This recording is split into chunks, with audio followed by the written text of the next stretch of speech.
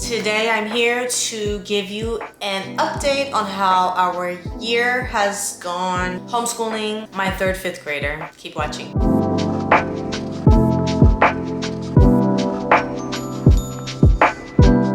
Hey guys, it's Vani from Mrs. Mom's Homeschool and welcome to my channel. If you're new here, I make videos to help you on this homeschooling journey.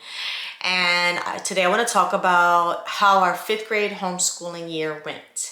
So without sharing too much personal detail of my child, we had another loss in the family, and now that she's older, this one affected her a lot. There were months that went by where we barely did any school, if at all. But over time, as I've gotten her into a healing process and she's doing much better, these are the things that we did. So we are still working through the Good and the Beautiful Language Arts 5. We started finishing up level 4. She basically tested out of it with her reading level. She actually tested pretty high with her reading level, but I didn't want to skip her too far so that she wouldn't pass all the writing that's being taught in the level 5. So she's in the middle of level 5 now. We're gonna have to work through the summer. She'll be done about June, I believe. We are still in the Good and Beautiful Math 4, which is okay because I find it to be pretty advanced compared to other kids that we know that are doing fifth grade math. She's actually seems to be learning things that they haven't been.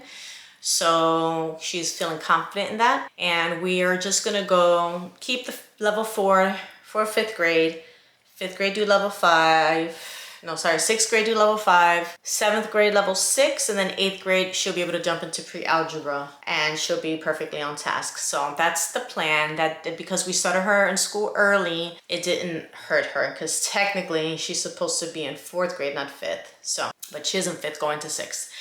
For history, I've been trying so hard to do history lessons and I'm doing better than I ever have before, except I can never get past ancient Egypt, which is where we are right now, but we're using the Good and the Beautiful's New History, Volume 1, and I'm determined to get through this. We are getting through this summer. For science, I had like 5 or 6 sciences I wanted to do with her with the Good and the Beautiful. Like I wanted to finish all their units before I put her into something else because I really like them.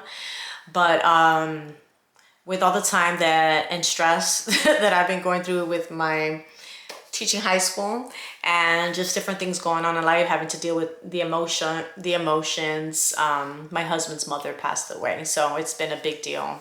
And just having to deal with a lot, I haven't gotten into science, which is okay because we watch a lot of science videos on YouTube, a lot about animals and things like that. So she is learning a lot. I just really like to finish curriculum.